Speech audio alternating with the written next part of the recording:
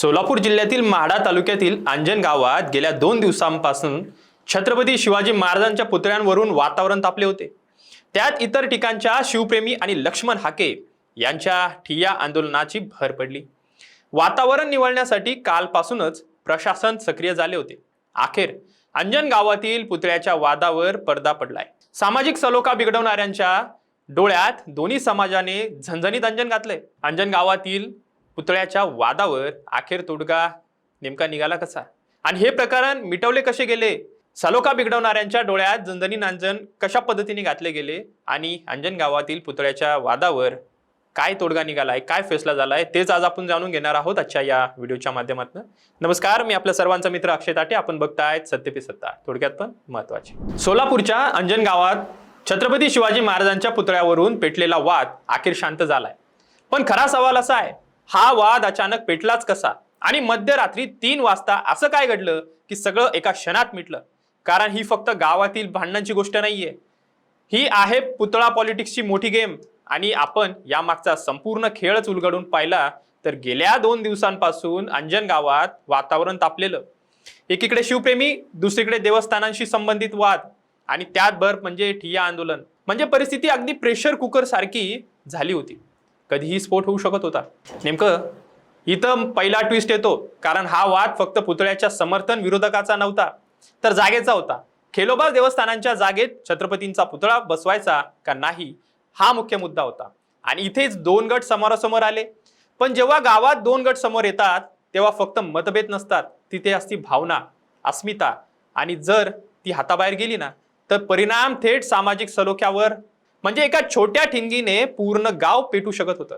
या मोठ्या प्रेशर नंतर प्रशासन ऍक्टिव्ह झालं, बैठका सुरू झाल्या आणि इथे सुरू झाला मिडनाईट निगोशिएशनचा गेम।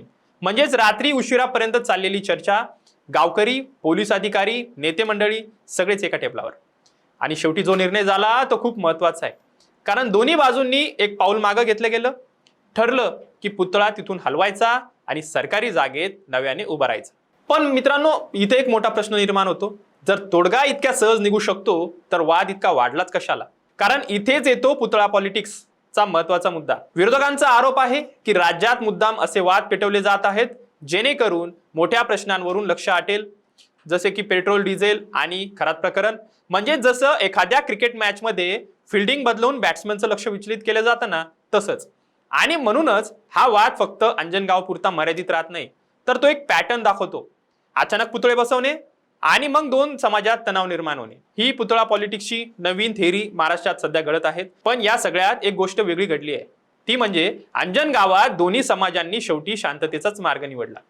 माजी आमदार राजन पाटील यांच्या मध्यस्थीने आणि प्रशासनाच्या उपस्थितीत एकमताने निर्णय झालाय आणि हा पीस फॉर्म्युला लागू झाला। इतकंच नाही, पालकमंत्री जयकुमार गोरे यांनी पुतळ्याच्या सुशोभीकरणासाठी सुद्धा 1 कोटी रुपयांचा निधीही जाहीर केलाय। म्हणजे आता हा वाद संपून एक नवा अध्याय सुरू होणार। पण सगळ्यात नाट्यमय क्षण तेव्हा आला जेव्हा मध्यरात्री 3 वाजता जेव्हा फरांडे महाराजांनी आपलं आंदोलन मागे घेतलं, पाणी पिऊन उपोषण सोडलं। 4 दिवस रस्त्यावर चाललेलं आंदोलन एका निर्णयाने संपलं। आणि इथेच या संपूर्ण कथेला एक वेगळा टर्न मिळतो, कारण जिथे भांडण होऊ शकत होतं तिथे समझोता झाला, तिथे तणाव वाढू शकत होता तिथे सलोखा टिकवला गेला। आणि म्हणूनच आज पंचकृषीत एकच चर्चा आहे की अंजन गावाने सामाजिक सलोख्याचा खरा धडा दिलाय। पण मित्रांनो, तरीही एक मोठा सवाल बाकी आहे। हा जो पुतळा वादाचा ट्रेंड सुरू आहे तो हा संपूर्ण महाराष्ट्रात चालू आहे, तो थांबणार का? कारण जर प्रत्येक गावात असंच होत राहिलं तर छोट्या छोट्या वादातून मोठा संघर्ष निर्माण होऊ शकतात आणि शेवटी नुकसान कोणाचं आहे? गावाचंच, सामान्य माणसाचंच। म्हणूनच अंजन गावची ही कथा फक्त एक वादाची नाही, ही कथा आहे एक इशारा, ही कथा आहे एक उदाहरण, ही एक इशारा आहे आणि उदाहरण सुद्धा आहे की वाद किती लवकर पेटू शकतो आणि उदाहरण आहे की तो शांतही तितक्याच पद्धतीने होईल आणि शांतपणाने मिटवता येतो। आता पाहायचं हे आहे की अंजन गावचा हा सलोखा मॉडेल इतर ठिकाणी लागू होतो का आणि यातनं अख्खा महाराष्ट्र बोध घेतो का की कुणा कुठेतरी असा वाद नव्याने पेटतो? हेच आपल्याला आज जाणून महाराष्ट्राला बघायचंय। आणि आपल्याला काय वाटतं, यामागे काय पॉलिटिक्स आहे? पुतळा पॉलिटिक्स आहे की नवीन काही थेअरी महाराष्ट्रात निर्माण होते? आपल्याला काय वाटतं नक्की कळवा आणि अशाच महत्त्वपूर्ण माहितीसाठी बघत राहा सत्य पे सत्ता, थोडक्यात पण महत्त्वाची। या ॲलर्जीचा फार त्रास होतो, रोजची सर्दी, शिंका, डोळ्यांची जळजळ, नाकातून पाणी, काहीतरी उपाय सांगा हो. डॉक्टर चाटेच होमिओपॅथी क्लिनिक, लगेच भेट, उपचार सुरू कर, महिन्याभरात फरक पडेल. सत्य. संपर्क 9595727107.